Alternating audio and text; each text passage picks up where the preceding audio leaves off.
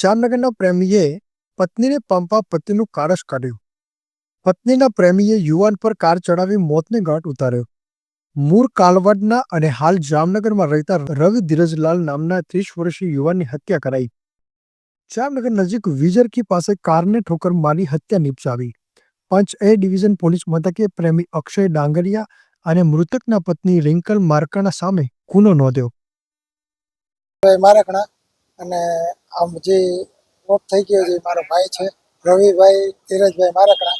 એ કાલાવડથી જામનગર આવતો હતો અને વિજરખી પાસે એક્સિડન્ટ થયેલો છે અને જાણી પછી તપાસ કરતા માલુમ પડ્યું કે જાણી જોઈને આ બધું કરેલું છે, પહેલેથી જ કાવતરું હતું. એટલા માટે અત્યારે અમને ન્યાય જોઈએ છે, એના માટે ન્યાય માગીએ છીએ. શું કારણ હતું? એની પાસે આની પાસે કાકાનો છોકરો મારો છે, એની પાસે બુલેટ હતો ને પાછળ છે ને ગાડી હતી. શું કારણ હતું? કારણ પ્રાથમિક રીતે એવું જાણવા મળ્યું કે કોઈ એની પાછળ પ્રેમ પ્રકરણ હોય ને જાણવા. લગ્ન એને કેટલા સમય થઈ ગયા હતા ને એને કોઈ અણબનાવ કે કોઈ એવું લાંબા સમયથી કોઈ પ્રશ્ન? ના, એવું તો કઈ અમને જાણવા નથી મળ્યું, ક્યારે અમને એને જણાવ્યું નથી. એને અંદર ને અંદર ખબર હોય તો અમને એ ધ્યાનમાં નથી આવેલું. લગ્નને કેટલો સમય થયો હતો? લગ્ન બાબો છે ને એનો 6 વર્ષનો છે, એટલે 8 વર્ષ થયા હશે. જામનગર જિલ્લાના પંચે પોલીસ સ્ટેશન વિસ્તારના કાલાવાડ જામનગર રોડ ઉપર ગઈકાલ રોજ વિજરખી ડેમની પાસે મંદિર પાસે એક અકસ્માતનો બનાવ પોલીસની સામે આવેલો. એ અકસ્માતના બનાવમાં હકીકત એવી હતી કે એક બુલેટને પાછળથી જીપ કંપાસ ગાડી દ્વારા ઠોકર મારી ત્યાં જ પાડી દીધેલ હોય.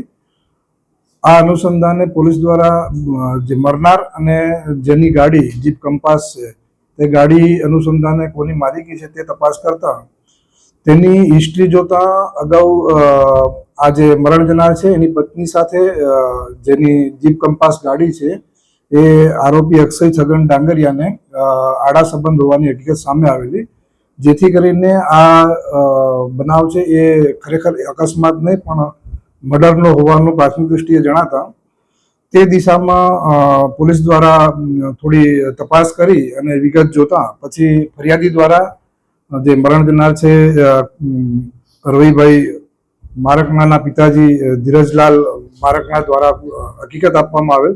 તેમાં પણ ફરિયાદી દ્વારા એવી હકીકત જણાવેલ કે આ જે છોકરો મરણ ગયેલ છે તે અનુસંધાને અગાઉ જેની ગાડી છે એની સાથે જ આડા સંબંધ હોવાની હકીકત હોય.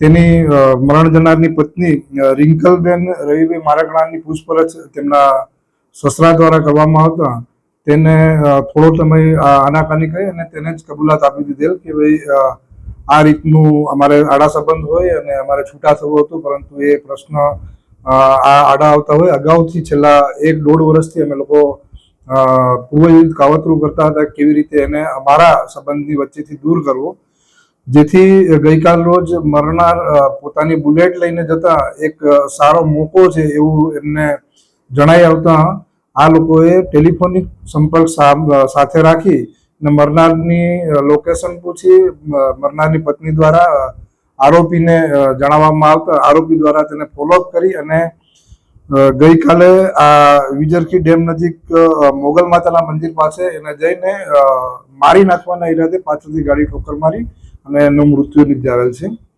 હાલ બંને આરોપીની તપાસ ચાલુ છે અને ટૂંક સમયમાં તેને શોધી ધરપકડ કરવામાં આવશે. આ ગુનાની તપાસ પીઆઈ પંચ એ કરી રહેલ છે.